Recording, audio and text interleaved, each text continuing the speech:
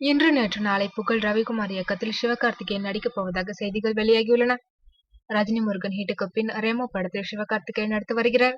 அறிமுக இயக்குனர் பாக்கியராஜ் கண்ணன் இயக்கும் இந்த படத்தை 24AM ஸ்டுடியோஸ் நிறுவனம் தயாரித்து வருகிறது. இதைத் தொடர்ந்து மோகன்ராஜ் இயக்கத்தில் சிவகார்த்திகேயன் நடிக்க இருக்கின்றார். இந்நிலையில் பொன்ராம், ரவிக்குமார் இயக்கத்தில் அடுத்தடுத்து இவர் நடிக்கப் போவதாக தகவல்கள் வெளியாகி இருக்கின்றன.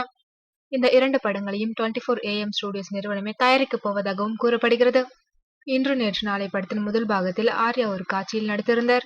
இதனால் அந்த படத்தின் இரண்டாவது பாகத்தில் ஆர்யா நாயகனாக நடிப்பார் என்று எதிர்பார்க்கப்பட்டது. தற்போது சிவகார்த்திகேயனை ரவிக்குமார் இயக்கப் போவதாக கூறுகின்றனர்.